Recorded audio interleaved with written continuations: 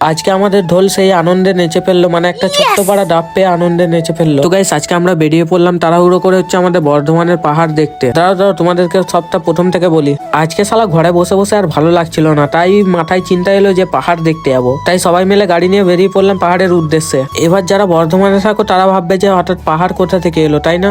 এই যে এই বর্ধমানের এইটাই হলো আমাদের বর্ধমানের ফেমাস পাহাড়। মানে এই পাহাড়টা প্রাকৃতিক সৌন্দর্য না, এই পাহাড়টা হলো প্রাকৃতির বোঝা। আর শালা এই পাহাড়টা প্রাকৃতি বানায়নি, এই পাহাড়টা বানিয়েছে শালা কয়েকটা মানুষ। আবার গাইস এই পাহাড়ের একটা খাসিয়াত আছে, এই পাহাড়ে গেলেই তুমি নানান ধরনের পারফিউমের সেন্ট পাবে। তো গাইস যাই হোক, আমি যেটার উদ্দেশ্যে বেরিয়েছিলাম সেই জায়গাটায় চলে এসেছি। মানে আমরা বেরিয়েছিলাম হচ্ছে একটা কমেডি ভিডিও শুট করার জন্য, সেই লোকেশনে চলে এসেছি যে লোকেশনটা চেয়েছিলাম। কিন্তু গাইস একটা দুঃখের বিষয়, এই লোকেশনে গিয়েও আমাদেরকে ভিডিও শুট করতে দেয়নি, কারণ ওটা নাকি একটা সরকারি জায়গা ছিল। তাই ওইখান থেকে চলে এলাম এরকম একটা ফাঁকা মাঠে। দেখো গাইস এখন শীতকাল পড়ে গেছে, তাও এত রোদটা গায়ে লাগছে ধারণার বাইরে। তো যাই হোক, এসব কিছু মানলে হবে না, মানে রোদ জ্বর জল যাই চলে আসুক না কেন তোমাদেরকে কন্টেন্ট দিতেই হবে, তাই না? তারপর আমরা সব শুটিং কমপ্লিট করে হালকা করে ডাব পেরে নিলাম। এখন আমরা ডাব পাবো, আর এই মোটুটাকে দেখো ডাবের মতো শালাও নিজেই ডাব। তো যাই হোক, আর তোমাদের বেশি সময় নষ্ট করছি না, এই বাজে ব্লগটা এখানেই শেষ করছি। ভালো লাগলে একটা কমেন্ট করে যাও, বাই।